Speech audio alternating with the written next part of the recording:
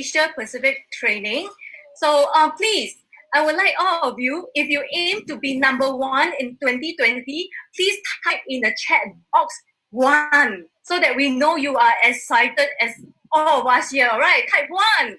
Please show us your enthusiasm. All right. So thank you very much. Wow, overwhelming. This is really amazing. We need to be as engaging as we can. So if you can, please type in your questions, or if you agree with Rob, please type it in the chat box so that we know that you are here with us. Or if you have questions, we are going to answer it right at the end. All right. So our topic for today is coaching effectively online. What better time for us to learn this one? So I believe a lot of you have changed how you do business and are adapting to how is it to be done now. And today we have invited an international coach who have been imparting his knowledge with many global affiliations. He will be guiding you through how exactly you can do coaching, doing a live demonstration, plus answering some of your questions. So remember, type your questions in the group chat so that we know that you have questions and we can answer it when we have time at the end of it. All right. So without further ado, let's welcome our executive one-star diamond director and international coach, Rob Rances. All right, so good evening, everyone. So I hope everybody right now is actually safe and healthy. All right, so are you guys hearing me so far? Are you guys hearing me? From both sides. Oh, perfect. Okay. So here we go. All right, so good evening one more time, and I wish everybody health and safety right now. I know it has been difficult for a lot of people to be, at home, and we have sacrificed a lot, and we've lost so much. For example, we've lost the usual social structures that we used to enjoy whenever we do business. We've also lost a lot of routines. However, let's just accept it. And one way to actually move forward is to be able to accept how it is going in our world today and just to be adaptive. And one of those skills that you can develop to be adaptive is actually coaching. So let me start. Let me share my slide right now.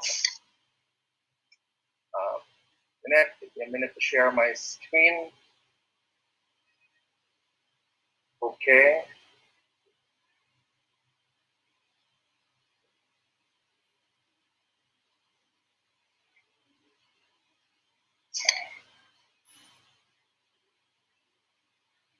All right. So I'm sure you guys. Do you guys hear? Do you guys see that? Looks like I'm having a hard time.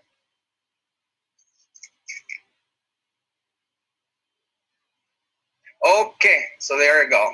So are you guys seeing this perfectly on both Zoom meetings? Okay. Now, so let's talk about coaching, all right? So the topic right now is about coaching effectively. And I know you guys are already familiar with coaching. For a lot of people, actually, they've used the word coaching a lot to address their uplines. In fact, it has been used to substitute the word upline for coaching for whatever purpose. And tonight, what I'd like to accomplish is that we would have an understanding of what coaching is, how we can use coaching in this time of disruption in our business, and how we can actually help a lot of people as well, being leaders ourselves. And maybe if we have more time later on, we could also explore how we can use coaching as a method of doing sales, as we would be calling people and engaging them in our business. This is actually a high time for us to expand our business to, go out there online, not literally, but go out there online to be able to reach out to a lot of people, because everybody right now is faced with challenges as to their health. Okay, so let me introduce a little bit of myself. We're part of the $1 Million Club, all right? Me and my wife, Selena, are part of the $1 Million Club. And we've been in USANA for 11 years already. And at that time, got jumbled up. All right, I'm sorry for that. So we're part of the $1 Million Club and we've been doing USANA for 11 years already. And we are so blessed because when we qualified for the $1 million club, we're supposed to go for retreat during the for a $1 million club retreat in the U.S., but apparently we were not able to go, and so we postponed that a year after. But we were so blessed because the year after we went on the $1 million club retreat, but this time not alone, but also with our left and right, our executive 3-star Diamond Director, Ronel Blanco, and of course on my other side, Diamond Director, Jack Candido. Okay? And we've also celebrated our 10th year anniversary in USANA with this wonderful award, the Country Vision Award for the Philippines in 2019. It's been a wonderful journey in USANA so far. And just to tell you a little bit about my credentials in coaching, just so that you would know where I'm coming from, that this is not just, an academic discussion of coaching, but also coming from a very rich experience for years of coaching, not only within USANA, but also outside of USANA. I am recognized as a coach by the International Coach Federation, and I also train people to be coaches. So we have a program called Mastery in Coaching, which is actually approved with approved coach-specific training programs by the International Coach Federation. And we also train people to be professional coaches for their continuing coaching education. I'm also a fellow of the Harvard Institute of Coaching. It's an affiliate of the Harvard Medical School. And I also hold an MBA with a concentration in leading, coaching, as well as mentoring. I'm also part of a huge organization called the Marshall Goldsmith Stakeholder-Centered Coaching. And I'm proud to be the only one in the Philippines selected to be an associate to Marshall Goldsmith and large coaching projects, which means that I get to work directly with the #1 coaching guru and also the top leadership thinker in the world, Marshall Goldsmith, and large coaching projects, specifically with Fortune 500 companies, right? And so far, the programs that we have been doing for C-suite leaders at the executive level, like CIOs, CEOs, CFOs, has been very successful, and we have a success rate of about 95% on our leadership programs. So now let's talk about coaching and how we can apply that in USANA. All right. So coaching apparently has been used by a lot of people, and in fact, a lot of people also advertise themselves to be coaches. There's nothing wrong about it, but coaching actually is a very specific discipline. So let's first explore what coaching is, and later I'll show you how to do coaching at the very basic level later on. And we could understand coaching by first exploring what coaching is not. All right? Coaching is actually a client-driven discipline. So what coaching is not, it is not therapy. So coaching is not therapy. Therapy is actually a form of medical intervention, and it is assumed by the therapist that the person has something in his behavior that needs fixing, right? But coaching, that is not the case for coaching. Coaching is also not counseling. Counseling is digging into the past and digging into some what could be the possible causes of certain behaviors, dealing with a client specifically by going back to the past and allowing healing to take place through counseling. That is not coaching as well. Coaching is also not mentoring. In mentoring, it will take a senior person to pass on his expertise to a junior person or his subordinate. In other words, it's the mentor passing on his expertise to another person who's younger, and that is not coaching as well. Coaching is also not consulting. Consulting is providing answers for difficult issues in business, and consultants have specific expertise. That's why people get them. Coaching is also not training. Coaching is also not training. Training is about development of skills. Teaching is about passing on of information. So none of these, therapy, counseling, mentoring, consulting, training, as well as teaching, are actually coaching.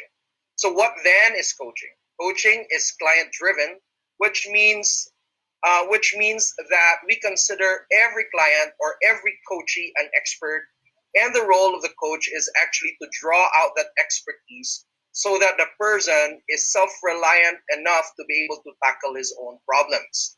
So this is how coaching is actually defined by the International Coach Federation. There are a lot of definitions of coaching, but this is the one that has been agreed globally by professional coaches as to what coaching really is. It is totally different from the sports coaching that we know of. There are activities that are never used in professional coaching that have been used in sports coaching, right? So this basically is a partnering with a client with a thought-provoking, creative process to inspire them to unleash their personal and professional potential.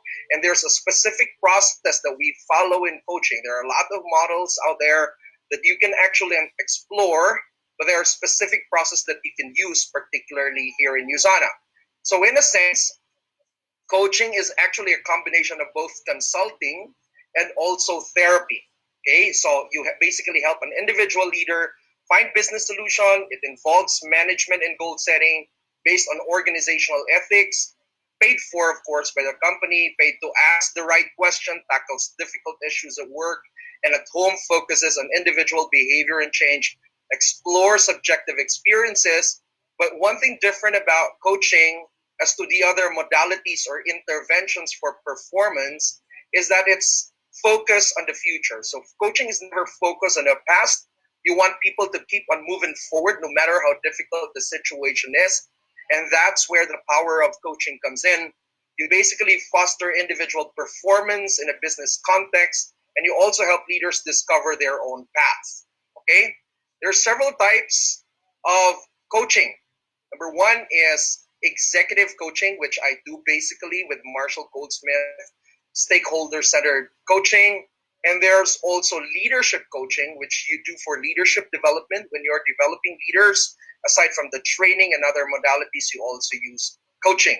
And then innovations coaching, which is basically with teams and companies, otherwise called the inquiry-driven leadership.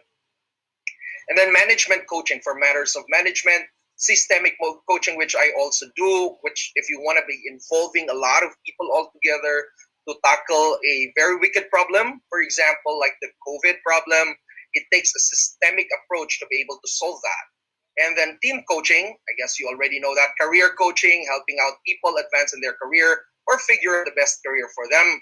And what fits very well with USANA, because most of us are in sales, I mean, most of our activities are basically in sales, is actually performance coaching to improve the performance of people, and also life coaching, because apparently we are not just talking about numbers, we're also dealing with our partners.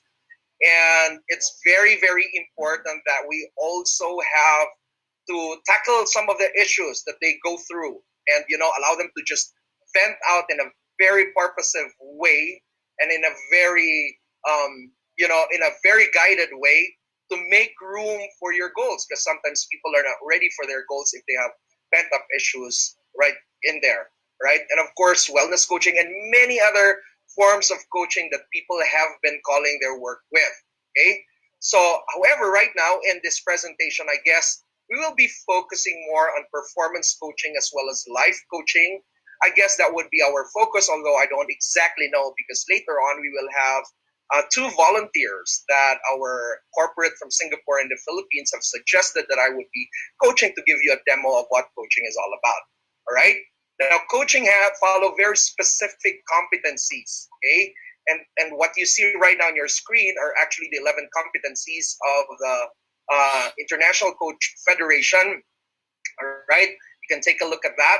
But in this coaching, what you can observe from me whenever I would be doing the demo probably would be how to bring in my coaching presence into the conversation, how to do active listening, how to throw powerful questions to make the person reflect and dig deep into the issues and allow that person to actually come up with his own solution, so that the ownership about the solutions and the action steps are very solid because they're not dictated by me, by the coach, but they come up with the solutions themselves. All right. And we were also designing action is also part of it. But we don't have a lot of time for planning as well as goal setting and all the other aspects of coaching. Now, one example of a coaching model is what we call the GROW model, which is actually one of the earliest, one of the most essential examples. I'm not usually using a lot of the GROW model, But for a start, so that you would understand how coaching is done, it would be good to be guided with a very basic model. For example, the grow model, right? So there.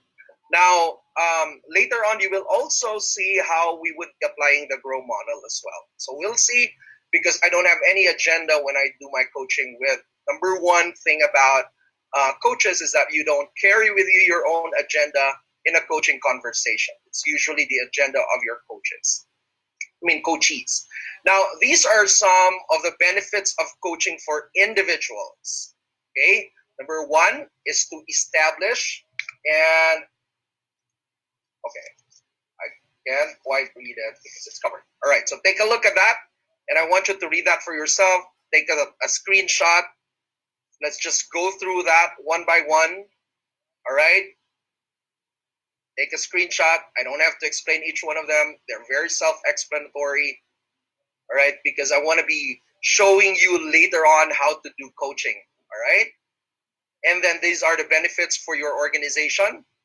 Empowers individuals to take responsibility. It increases engagement, which is very, very important, because without engagement, there is no high performance. People who are not engaged have difficulty performing on their jobs or in their business. Improves individual performance. Helps identify and develop high potential individuals. By coaching, you can actually identify which ones are ready for leadership. All right. Helps motivate, empower individuals to excel, demonstrate organizational commitment to people development, especially if you have a coaching culture within the organization. So here are some research, all right, on a large scale research for companies and organizations with strong coaching culture. That means they have been using coaching as a way of, conversation within the organization.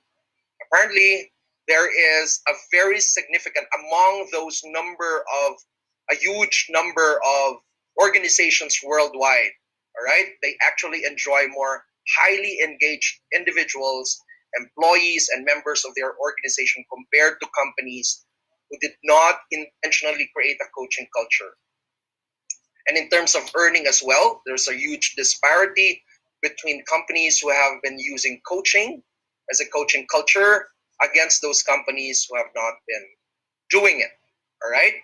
Now, these are also some of the important impacts on leaders. All right, who actually have learned how to coach and have been coaching their people. All right. Oh no, this is important impact on teams. So improved team functioning by 57%, increased engagement by 56%, increased productivity by 51%, improved associate relations by 45%, and foster leadership development. All right, very significant numbers. And when you talk about 56%, 45%, or even 37% of improvement, that's a huge improvement already. And also among leaders who have learned how to coach, apparently they say that they have improved their self-confidence by 80%, improved their relationships by 73%, improved communication skills by 72%, and also improve work-life balance by 67%. All right, now let's go to the meat of this session right now, coaching in times of disruption. And this is where I will be showing you how to coach, and later if you have questions, you can also ask me your questions. All right? But I want to make sure that it is in the context of Usana, so the best way to do that actually is to have coaches, or to have as if I'm coaching a downline or a leader right now. But let me first explain how significant coaching is in times of disruption like this. All right. First, let's discuss the responses to disruption. Right. So in this graph, you will show on this side time against levels of functioning. All of us have certain levels of functioning that we are all very comfortable with. Okay. So probably prior to the COVID-19 pandemic, the level of functioning that you're very comfortable with is within that white line. And then suddenly there was a disruption, there was a lockdown, and things are no longer the same. So automatically, what used to be normal for you would no longer be normal, right? For some people, it may come as a huge adversity, so that their way of dealing it is only through survival. In other words, they are dealing with a problem, dealing with their lives at a survival level, which is way below what is normal for them. Get that? For other people, apparently, they are able to bounce back and recover, right? In other words, they go back to normal somehow, and they recover, they go back to normal somehow. For other people, apparently, also, the setbacks are converted into stepping stones. And these are people who are able to thrive out of a disruptive situation, out of a crisis. And what you want to do for yourself is to be able to move towards from survival to thriving. It's normal. It's not a contest whether who would thrive right away, and we're not supposed to be, we're not supposed to be amplifying that as if people have their own weakness, because people are actually capable of thriving or recovering, and that's the goal. We don't want people to stay at survival level, but simply to push people upward towards recovery without a very good process like coaching might be very difficult, right, for other people. And so it's very important we understand how to use the process of coaching so that people can start moving how they live their lives from survival towards recovery and then towards thriving. Can you imagine how difficult that would be to do goal setting with somebody who is just merely surviving, right? Probably goal setting would be easier if the person has already recovered, or even more easier if the person is already thriving, right? And that is your role as a leader and your role as a coach. And it's not just a job of professional coaches, it's also the job of most leaders. And the most effective way to actually take people from survival to recovery to thriving is actually through coaching. All right. And it takes time. It's not automatic. They're not going to wake up tomorrow recovered or thriving right away. For some people, it takes months. For other people, it will take like a few weeks, and then they would be able to recover and then thrive and bounce back. Now, this is what usually happens to people. Normally, highly successful people use their higher thinking to approach life and the challenges that affront them. Okay? So, for example, you have situations around you normally, and these two terms right now refer to some parts of your brain. All right? The first amygdala is a pea-sized part of your brain and the middle of your brain. All right, part of your limbic system called the limbic system. And there's a pea size right there that actually enlarges whenever it's overstimulated. Not that it would enlarge too much, but it would enlarge because of the flow of blood towards it. And also there's another part of the brain called the prefrontal cortex, which is also your thinking brain or your executive brain, that is basically functioning as an executive over your body. You make decisions through your prefrontal cortex. Your creativity is a function of your prefrontal cortex. Decision making, good decision making, is a function of your prefrontal cortex, and that you would get a very balanced response whenever your prefrontal cortex is actually whenever your prefrontal cortex is active, all right, and not disrupted. And this is what most leaders do whenever they lead other people. It's the use of your prefrontal cortex, okay? So when you have a very balanced response, more or less, you become creative, people are more resourceful, people are more capable, they are calm, they are focused, they're disciplined, they're ethical, they make very good choices in life, basically, when they make use of their prefrontal cortex more, because they have a way of, even if there are threats, they have a way of framing the threats, and they have probably mastered some personal strategies to make sure that they process the information so that it wouldn't be stuck in your amygdala, but instead it would be moving forward towards the frontal part of your brain or your prefrontal cortex. All right. So anything you want to accomplish in life, your dreams, your goals, are all a function of your prefrontal cortex plus the other functions of your brain. But this one is actually what's leading all of them. All right. And by the way, our Copa Prime is focused on enhancing our prefrontal cortex, or should I say, focused on making our prefrontal cortex healthier. All right.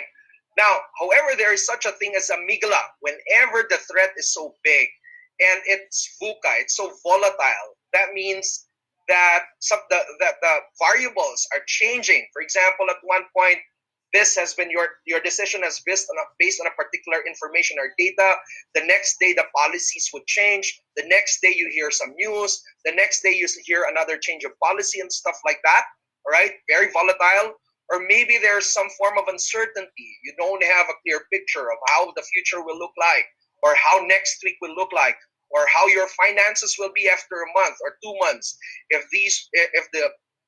the quarantine would be extended for a longer time and stuff like that. All right, when you are uncertain, because one thing about disruption will never tell you when it would come, and disruption will also not tell you when it would stop. Get that? So if you have too much of sensory input that is uncertain, volatile, and too complex for you to handle, and also at the same time ambiguous, that means you don't have any idea at all. A lot of people are not able to move forward in their lives simply because everything is just ambiguous. A lot of people have the fear of the unknown. People have fear of shame. People have fear of, going out there, inviting people, or, going after their goals because they're so afraid of the unknown right before them. And when you are actually bombarded with a lot of sensory input that seems to be VUCA, that seems to be volatile, uncertain, complex, ambiguous, the part of your brain that's overly stimulated is actually your amygdala, which is also responsible for stimulating fear, the emotion of fear. Get that? Now, one thing about this, when the person is too stressed because of a lot of stress factors, what actually happens is that the amygdala would hijack the blood flow so that the blood flow or the flow of information will stop going towards the prefrontal cortex, so that people become more impulsive. They get into a threat response. Either they fight, they flight, or they freeze. And we see a lot of people, probably right now in the time of COVID, some are just too angry. They're too combative, and because they couldn't process all the information and the ambiguities around them. Others apparently would flight. You won't no longer see them in your meetings, in your organization, and they have their own way of probably going on flight. And one way is feasting, to keep on eating, to comfort themselves, but never engage at all. For other people, apparently, they also freeze. Now, the threat response is not necessarily wrong. It's good for survival. In fact, for example, if you are about to, if a snake is about to bite you, you're not going to think whether the decision making that you have to do doesn't have to be through your prefrontal cortex, because you don't have to process whether, what shall I do? What's the color? Is this venomous or what? Now, it's a normal response of most people to be able to survive, to either fight, flight, or freeze. You get that? That's not necessarily wrong. But stress is also not necessarily wrong. In fact, there is what we call eustress, a stress that will have a positive outcome, or that will also give you a positive feeling, a feeling of success and fulfillment, and yet it is still stressful, especially if you're going after your goals. But there's another form of stress that is to the extreme, called distress, when there's too much of it already, when of course there's too much of all the sensory inputs, eventually you get distressed, and that's when you start feeling some anxieties. You get stuck, you have anger, you have fear, you have worries, you start to hate others, you're disgusted, frustrated, anxious, very indifferent, depressed. For other people, you become less creative, you become impulsive, you're not capable of making the right decisions, you become very combative, simply because you're not able to intelligently process the information, because that is the job of the prefrontal cortex. But amygdala has already hijacked. And the reason why amygdala would hijack that, for your survival, so that instead of sending the information to prefrontal cortex so that it could, process it, the amygdala will send the information down to your brainstem to make your muscles ready for fight, flight, or freeze. So I hope you get the basic concept of that. So if you combine that together, you would see a big difference between leaders, between people who are capable of handling the situation, and others who are not. And this is very crucial. Can you imagine if somebody is so stressed and somebody is so distressed? and then he would be, he is working as a pilot. All right, can you imagine what would happen for those, those minutes of decisions, for example, when it goes through some form of crisis or disruption? That's why it's very, very important that we all know, and we want to keep ourselves and also in our team to be operating at a higher thinking process. Get that? And that is part of the job of a coach or even a leader. So right now, I'll do a coaching demo, all right? And hopefully we'll be able to learn something from this. So may I call an associate from Davao, all right? She has been recommended by Miss Michelle from the corporate. Her name is Gia. Gia, are you there? Hi, Gia. All right. Hello, Gia.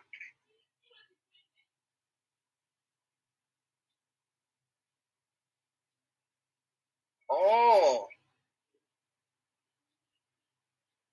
all right. So I'll probably get back to you later on. Is that okay? I'll get back to you later on. So can they hear you?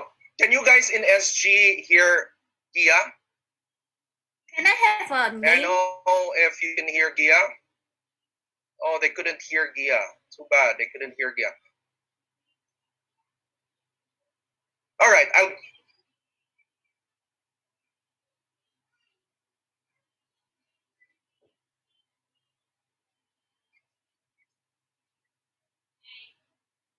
All right. So maybe I can go back to her. I mean,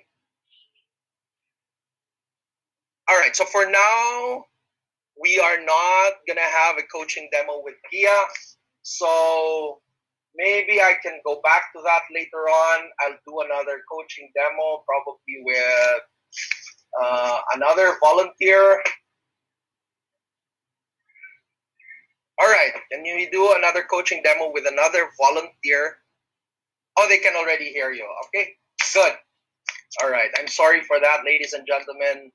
This happens. It's live, and okay. So, Gia, how are you doing?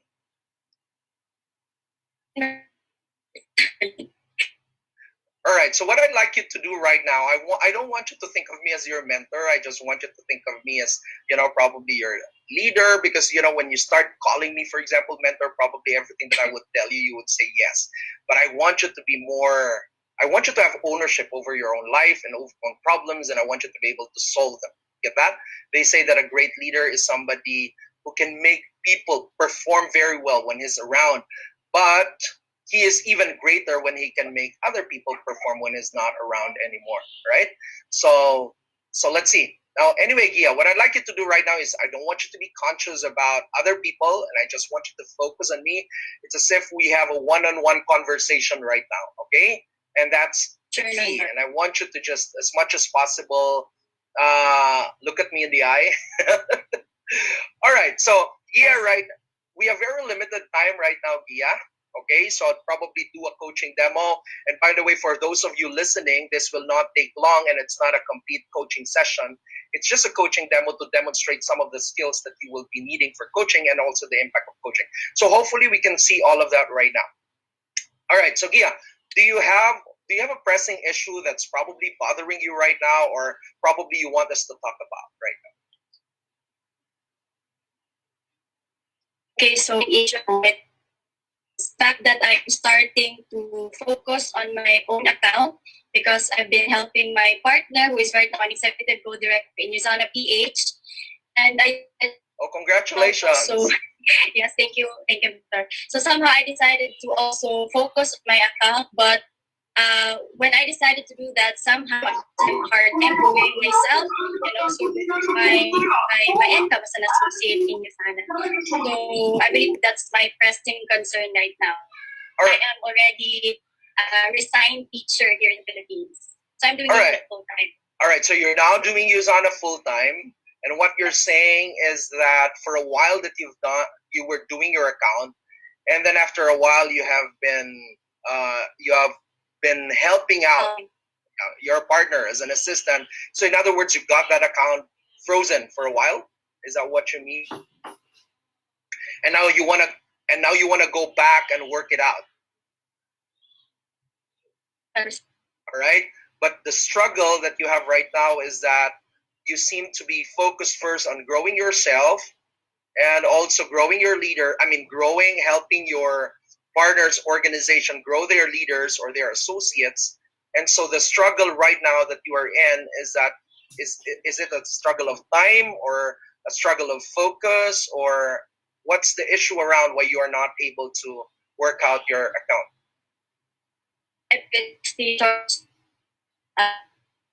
Uh-huh. Mm-hmm. I'm also somehow patient to my new leg, and then somehow along the way just focus on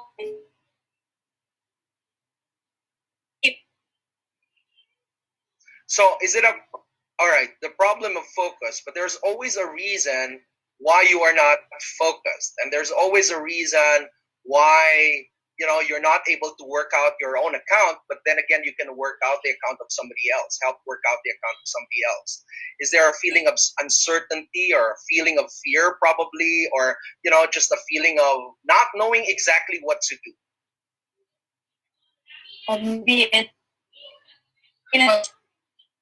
because somehow that been trained here in it's in that life of and so I've really this how to do that part is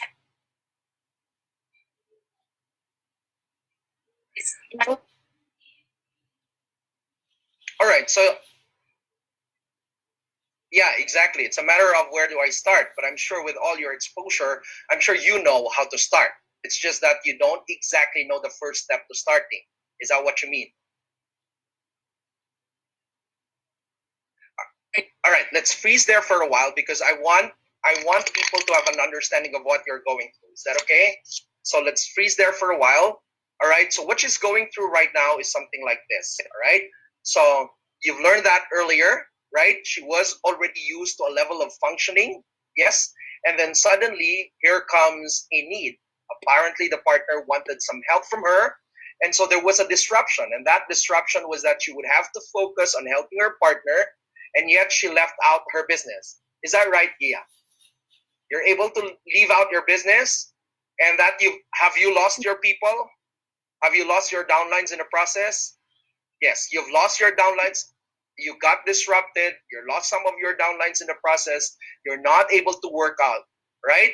So as far you were thriving in terms of helping out your partner in his business, but you were merely surviving in terms of your own business in Usana.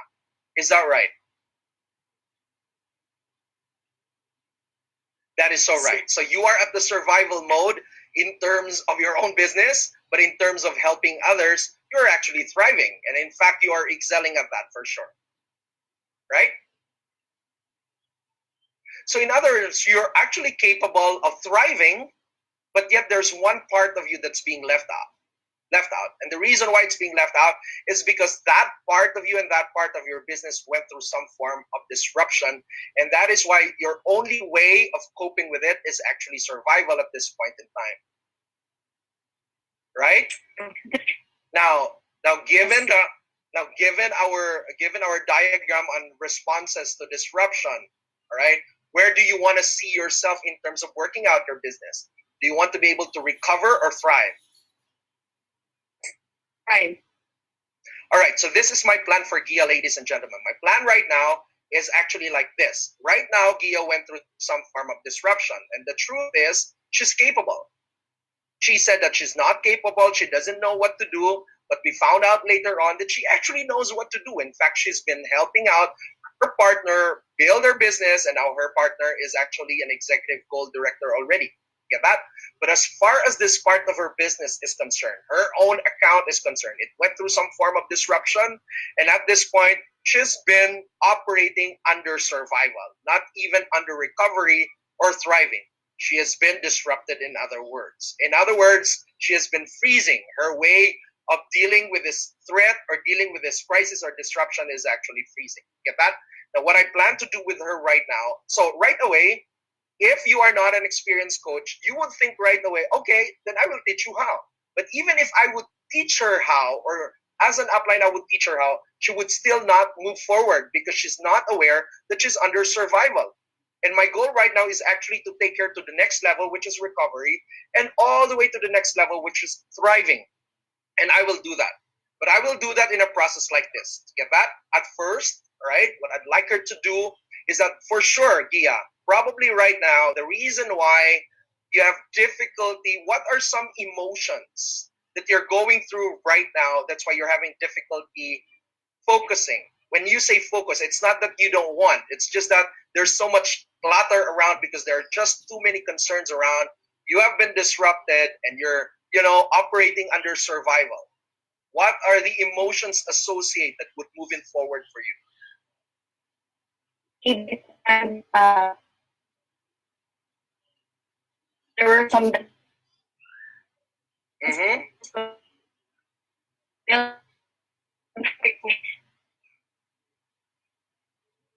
All right. the same just to existing down and do it because All right. okay, Uh-huh. there's All right. Okay, so exactly. And by the way, ladies and gentlemen, this is not practiced at all. All right, it's not practiced at all. And we just talked about this for the first time right here.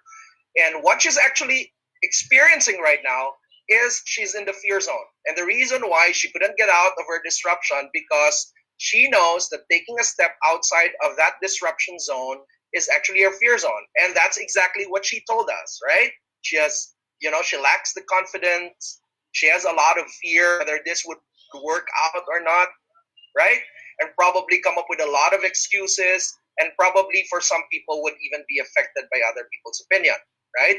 So in this process of coaching, what I'm trying to accomplish is that I'm taking her out from disruption that she's just going through some form of fear.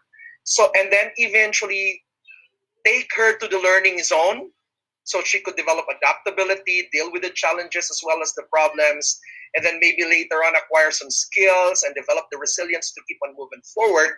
So that hopefully when she's done with that in the process of coaching, it doesn't happen overnight and it doesn't happen with one session. Probably 2 weeks of one session per week, the following week, or probably in the third week, things would start to change with her, because the goal eventually is for her to move towards the growth zone. Because a lot of people at this point in time, she's gathering a lot of information. She's in the middle of the fear zone as well as the learning zone. There's a willingness to actually do it, but I would want her to move all the way to the growth zone because that is where I can do very effective goal setting with her. I have to deal with a lot of pent up emotions right there. All right. And I want to take her to the learning zone. Hopefully, if I could also find something within her to take her all the way to the growth zone, so she could find her purpose again, she could find her zeal again, she could develop that, resilience again. All right. So there go. And then maybe afterwards, I can do goal setting using the grow model. But all right. So let's just see. Okay, let's see. So Gia, right now, given that you actually have all of those fears, okay, for sure you have all of those fears. And what is clear right now is not really a problem of lack of focus.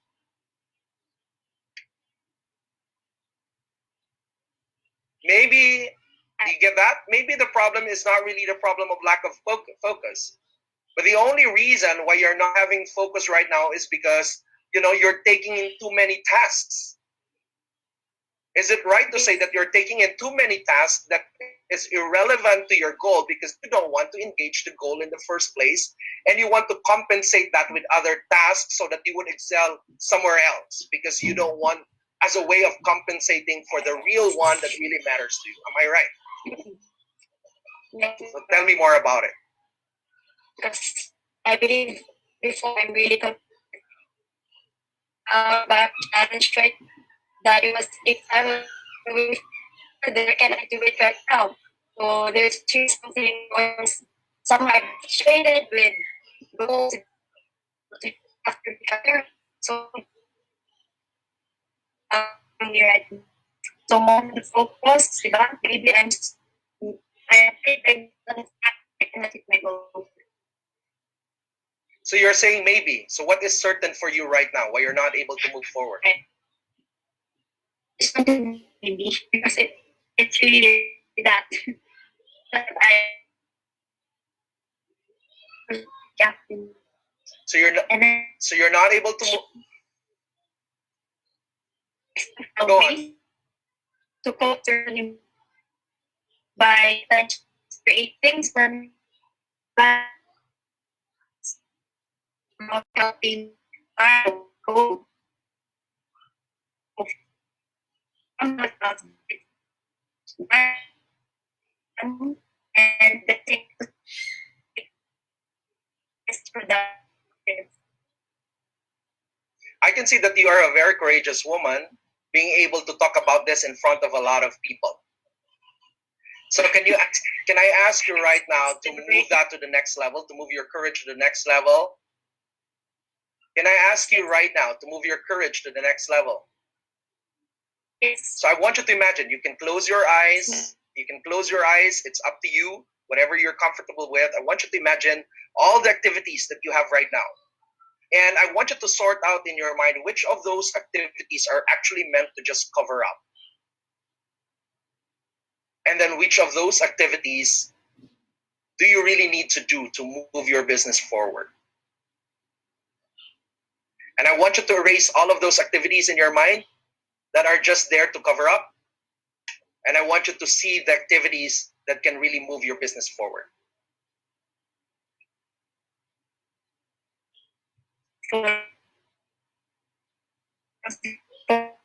On goals because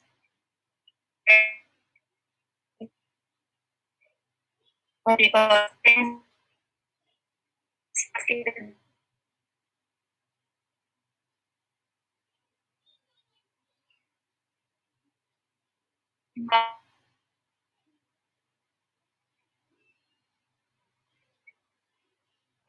Oh,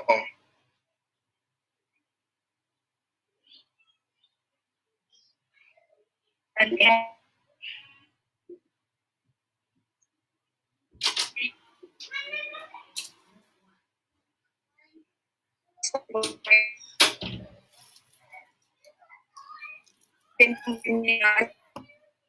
things for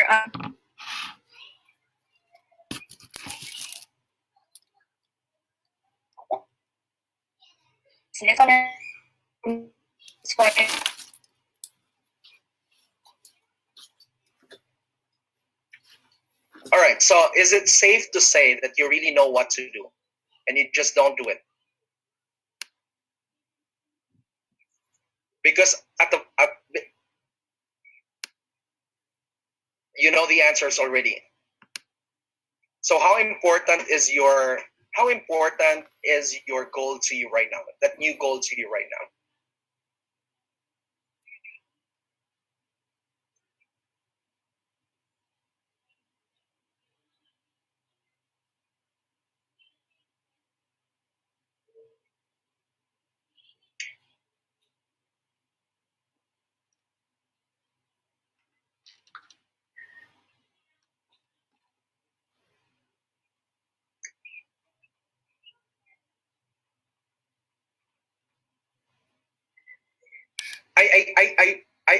I actually caught a word that you have been using connected to your family, and you said deep.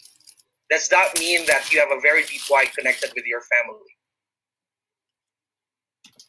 So, all right. So, what's going to be the situation a year from now if you continue what you're doing right now, not focusing on your own goals and not being able to address that deep why for your family?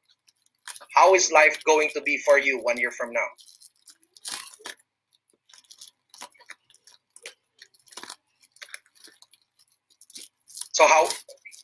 So how would you feel about it?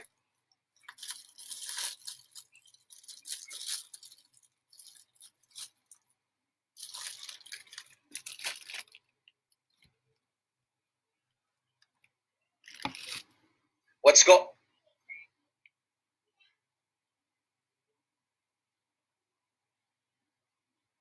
So what's going to be the worst situation? If still, you go back to your comfort zone of actually helping out other people without working out your own business, what's going to be the worst situation in the future?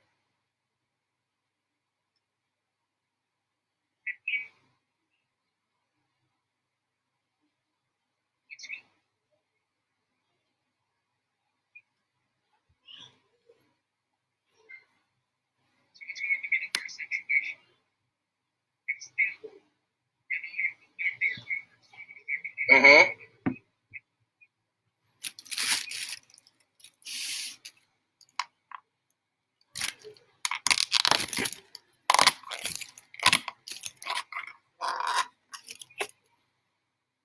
Listening to you, it sounds to me like you have just been entertaining yourself all through those months or probably years, but not really, engaging on what really matters to you. So, all right. So you already know what to do. But, all right. But who do you need to be? What change needs to happen inside of you? Who do you need to be as a person so that you would be able to follow through on what you need to do? What change needs to happen within you? What kind of transformation has to take place so that you become the person who can really follow through on what you need to do because you already know what to do?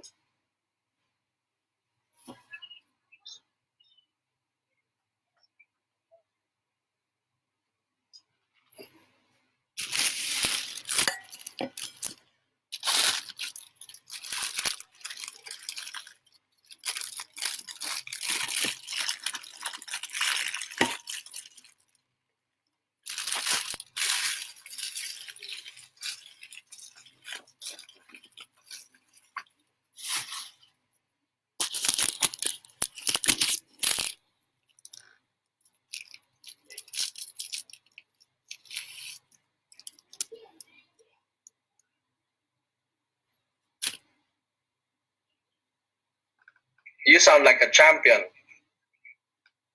but a champion without certainty. What will make it certain now?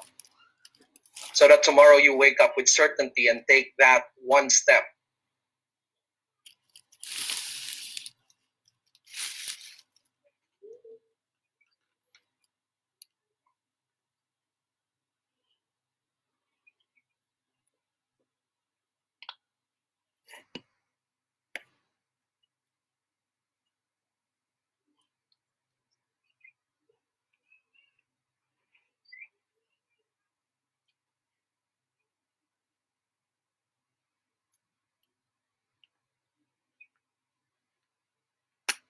What else?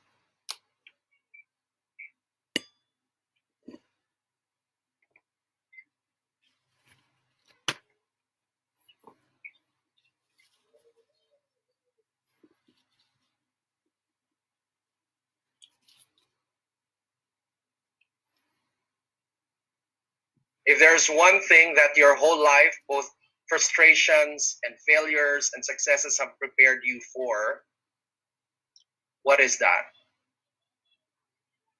If there's something that your life has prepared you for, including all your failures and frustrations, if you have been prepared for something bigger, what is that something bigger?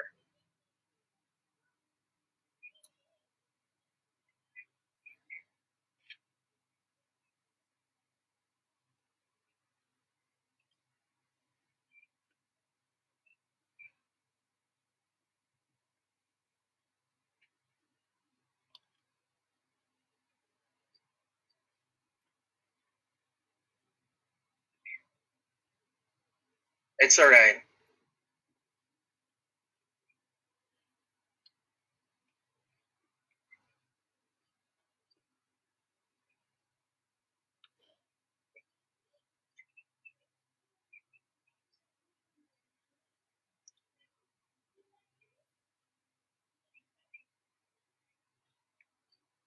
Based on my what do you call this? Based on what I really value the most.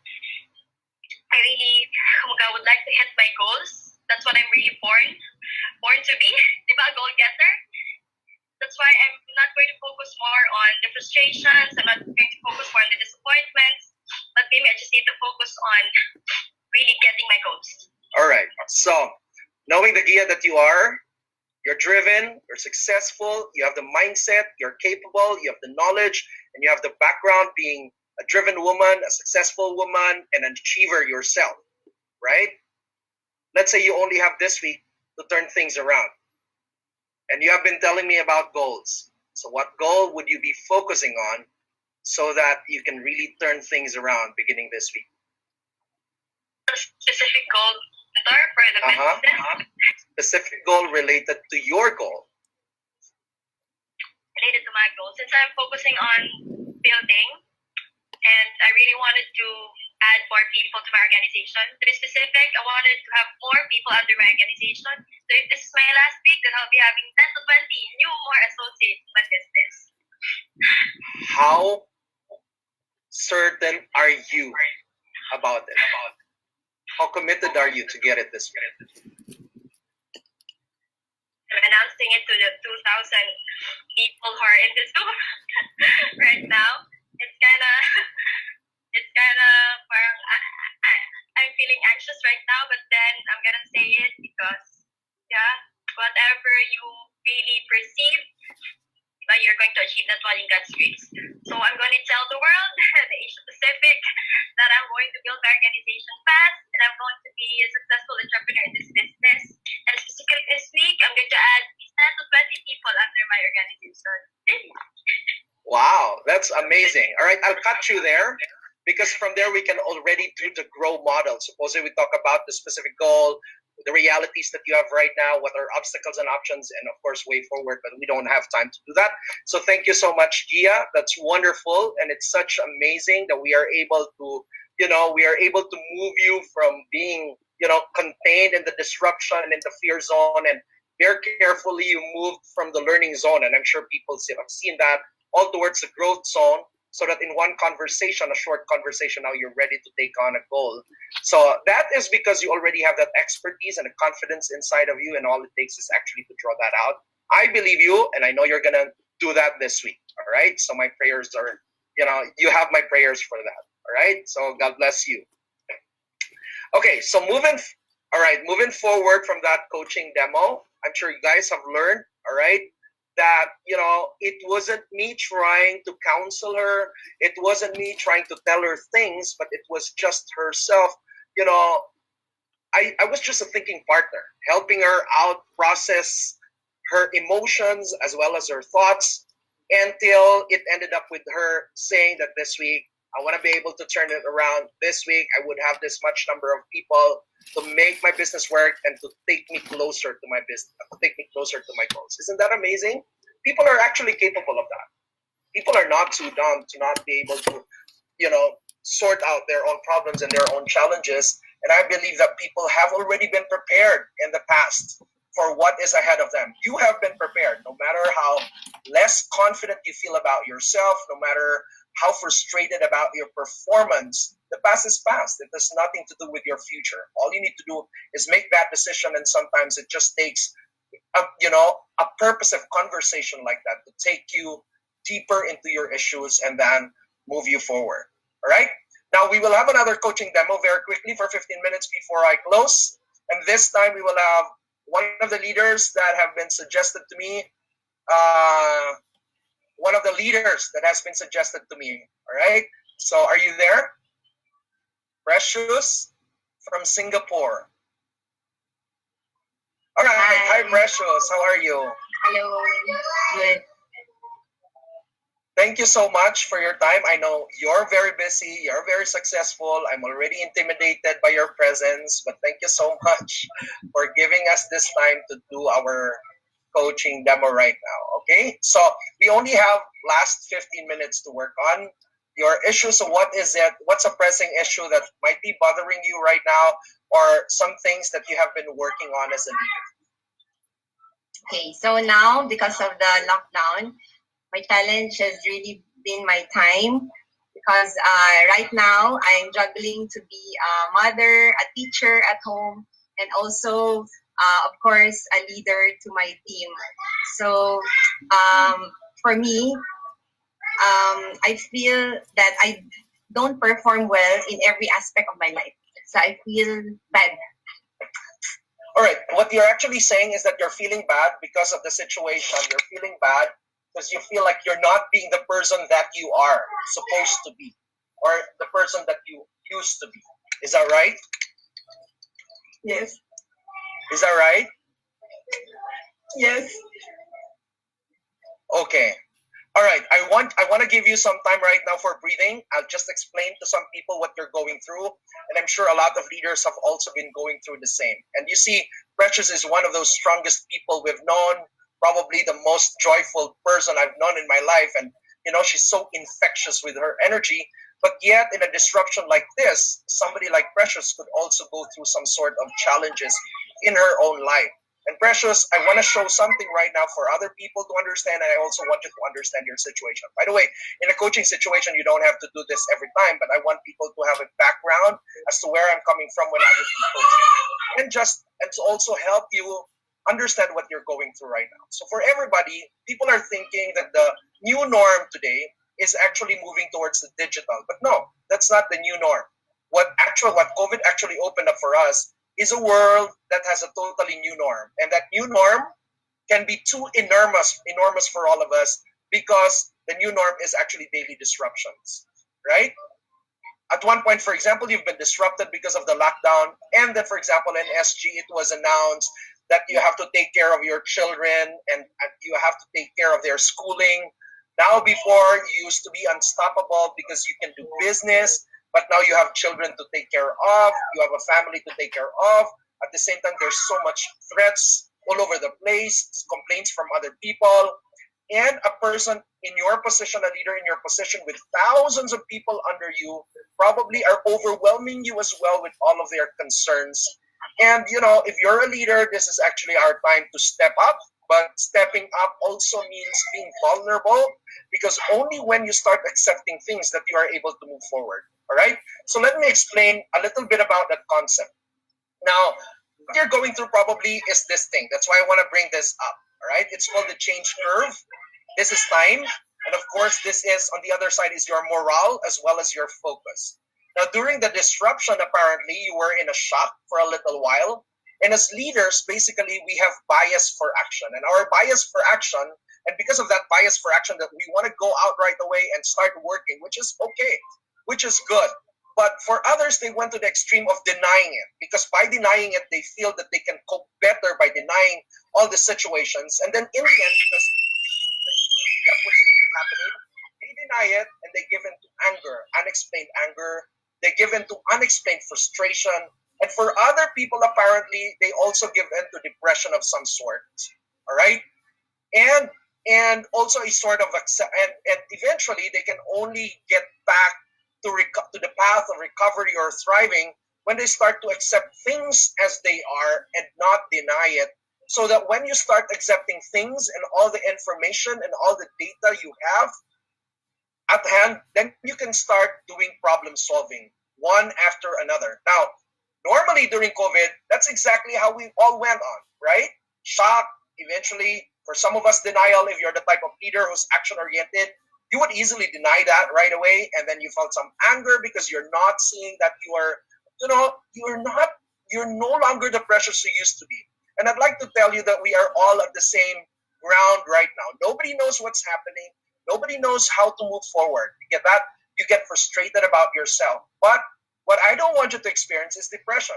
So even if you're getting some frustrations or being angry about yourself or whatever, what I want you to do, you can actually skip depression. You can go through that in a little while, but you can also skip the long process of recovery by jumping off, all right, just dipping your toes on depression and jumping off all the way to acceptance. And that is exactly what I want you right now to be comfortable with. That life is messed up. Schedules are messed up. You don't know what to do. You don't know how to structure it. So tell me more. What's overwhelming you? So because I want to help, of course, everyone who needs my help. So I feel that I really don't have all the time to help now. And if I take time for myself, so I feel guilty about it. But you have to take care of yourself so you can also take care of others. Remember when there's turbulence, heavy turbulence on the plane, what they tell you first is to grab your own supply of oxygen before you put on the oxygen on somebody else. So what does taking care of yourself mean in the context of all the challenges around you? I think I should not be guilty to take time for myself. Spend quiet time, maybe. Not only me. You said, so how do you think that would work in terms of recovering back your leadership, recovering back the precious you used to be? How important is that thing? Is that some sort of sharpening the saw so that you can be sharper the second time around? It's maybe regaining my energy back and regaining my belief in myself again and my confidence. All right. What else is overwhelming you right now that's causing all the frustration? Aside from having no time to help a lot of people, what else? So when Only I do my those you're comfortable talking about. Family. So I feel that my kids really, especially their toddlers now, they really demand my time. So it's like, okay, I need to help. I need to spend time with them. And then I feel guilty because someone else needs my help. And then when I do this part, when I do my business, I feel guilty that I don't have help for my kids.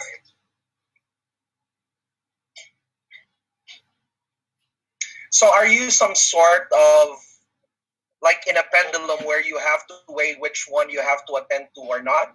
Is this something that you see to be competing with each other, or do you see a way for this to be, complementing with each other instead?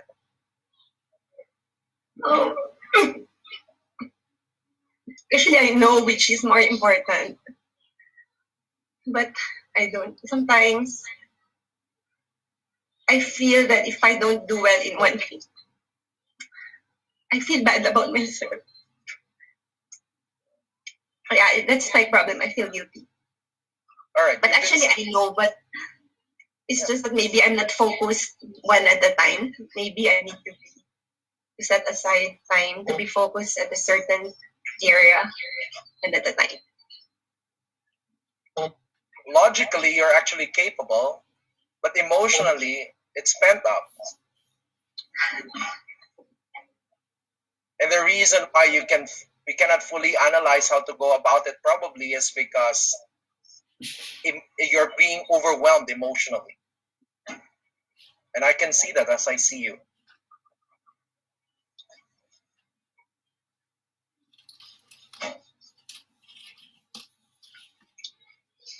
Yes.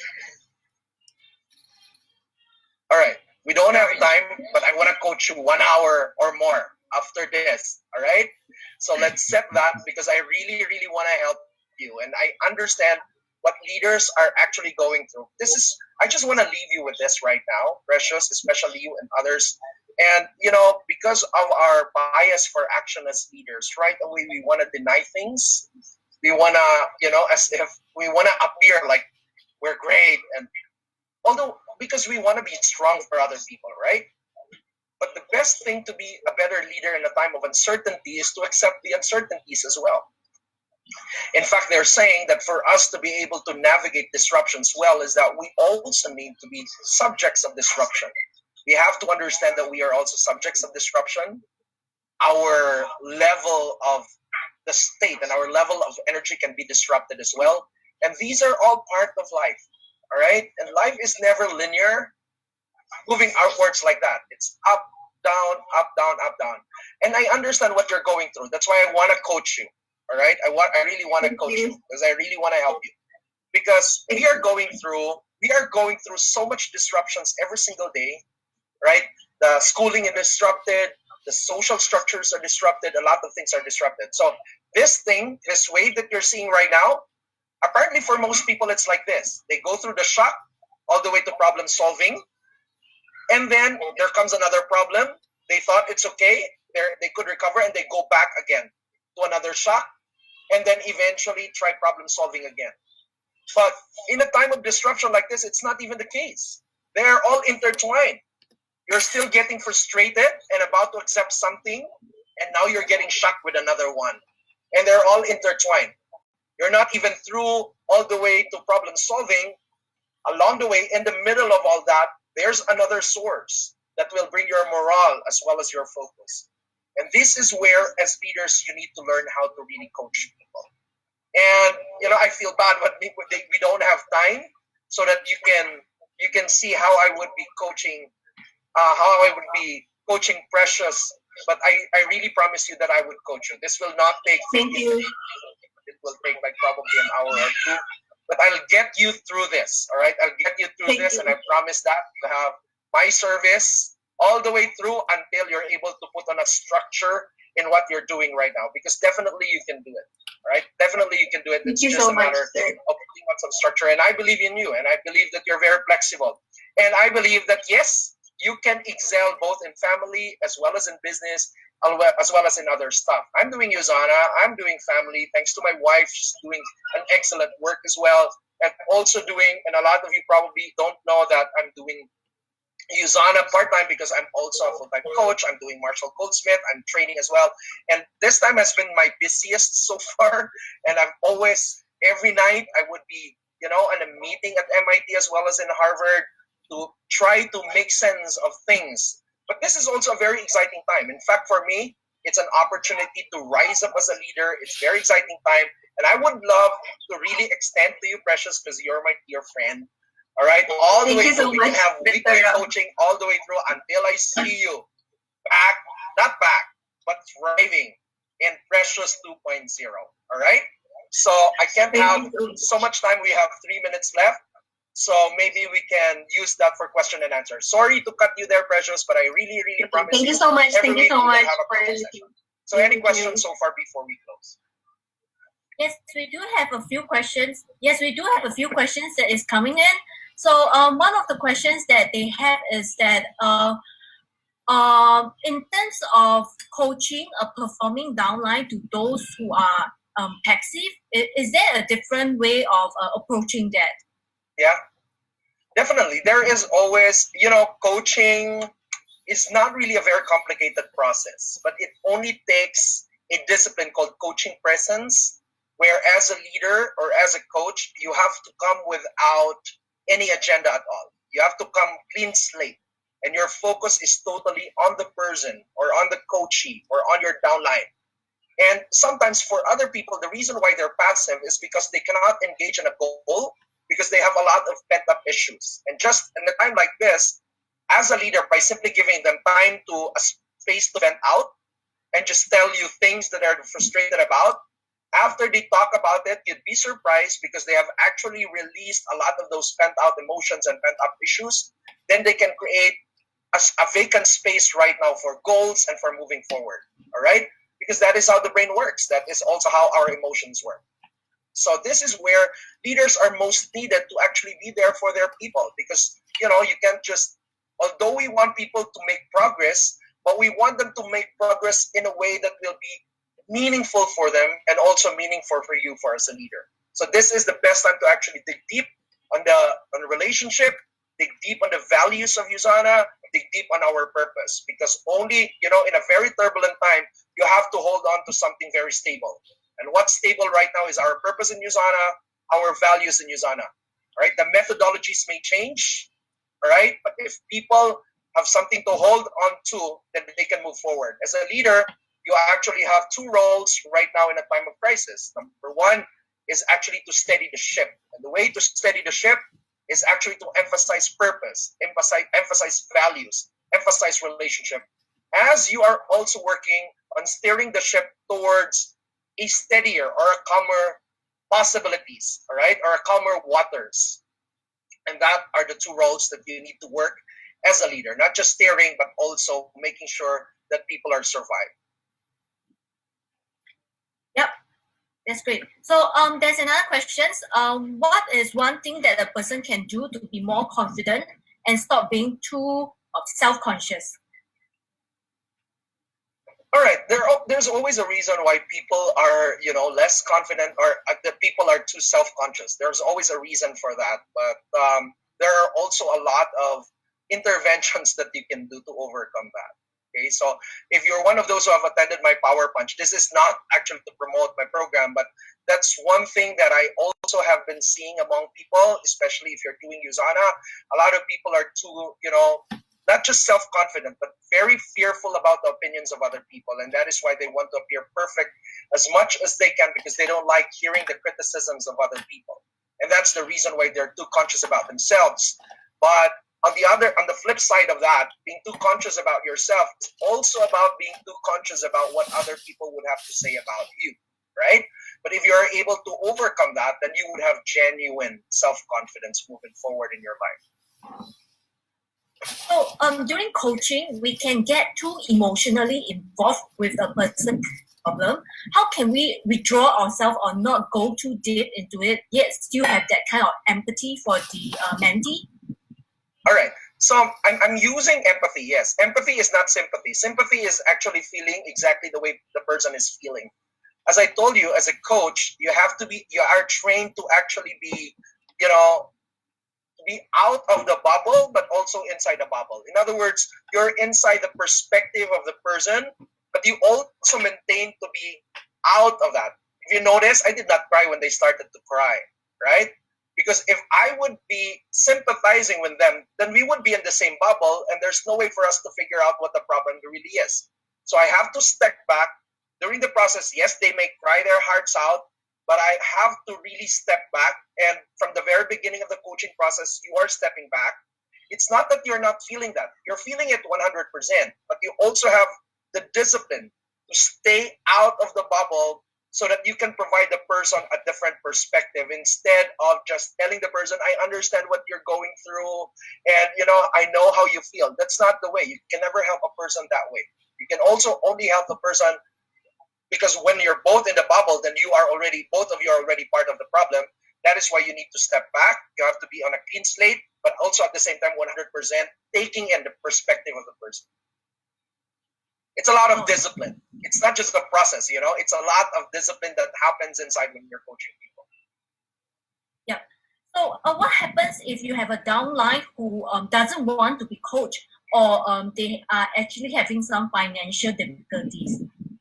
They have financial difficulties, but they don't want to be coached. Is that what you're saying? Two separate questions. So what happens if a downline that doesn't want to be coached?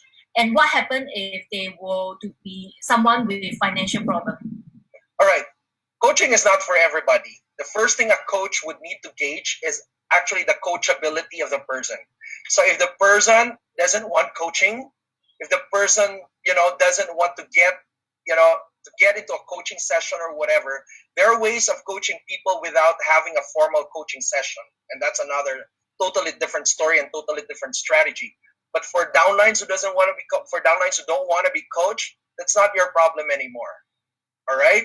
That means coaching is not for them. Maybe you can do other interventions, but not coaching for people who don't want. Coachability is one key so that people can maximize their potential through coaching.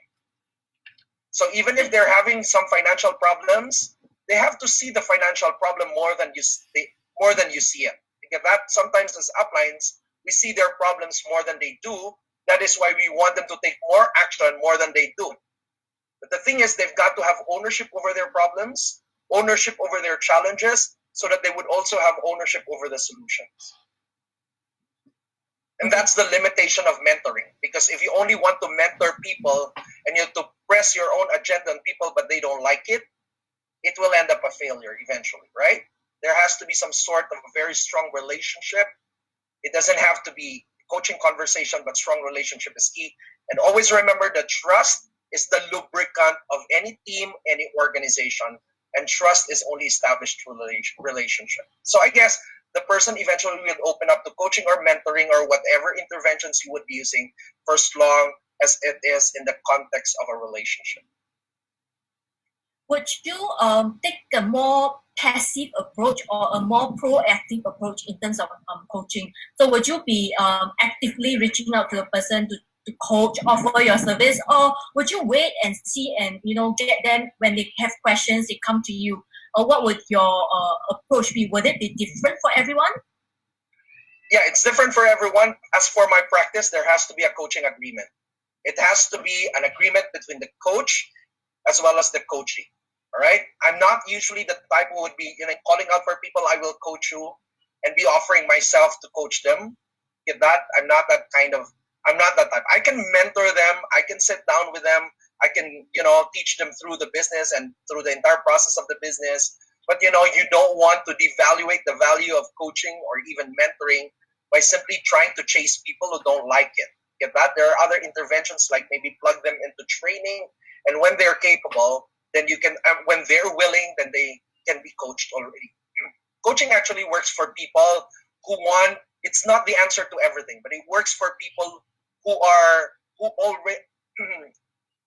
at a level where they want to take charge, or they want to develop their skill, or they want to move their business to the next level or their growth to the next level. That's where coaching would come in. It's not applicable to all situations, and it's not one bullet for all problems.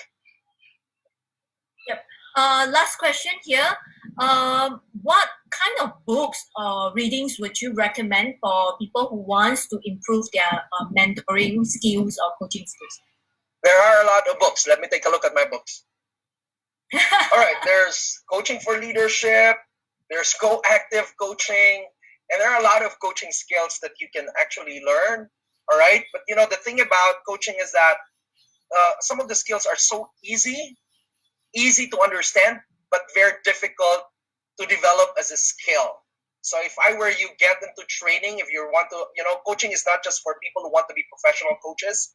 In fact, most of the work that we do is actually training managers and training leaders to coach their own organizations. And that's more or less my focus, not really on, equipping people to become professional coaches or to become life coaches, but equipping people or leaders to be able to coach others in the context of their own organization. So get a training. Okay, good. Thank you, Rob. Are we good with everything, or you have time for more questions? Of course, I do have time for more questions. It's up to the people. Okay, I think we do not receive any more questions. Thank you very much for your time. Everyone, if you love Rob, please type in the group chat now a 2 so that we know that you really, really love what Rob has taught you. So, in summary, it is important that despite knowing all the things, it is important that you put all these things into practice. Learn how to ask questions that can help your mentee to move forward, and identifying the real underlying issues is very, very important. So Rob has demonstrated to all of you how exactly you can ask questions and keep asking questions until they can come up with truthful with what exactly is happening to them. So thank you, Rob. Can I promote something?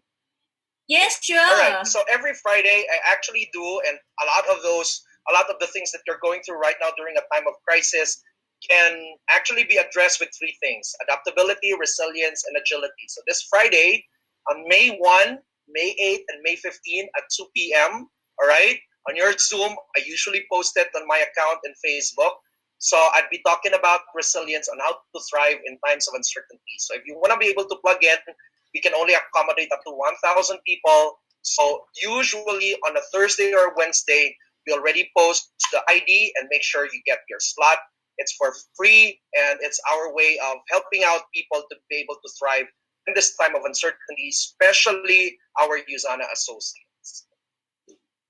Wow. So everybody, if you cannot get enough of Rob, you can attend his Zoom meeting May 1st, 8th, and 15th. So he will also be speaking to all of us again on May 4th. So if you can, please log on to our hub and watch out for his motivation, power up your mind 30 minutes talk on the May 4th, and it will be early in the morning, it's at 8:30 a.m. All right, so everybody, let's work on it, and thank you very much to Rob. Woo! Thank you.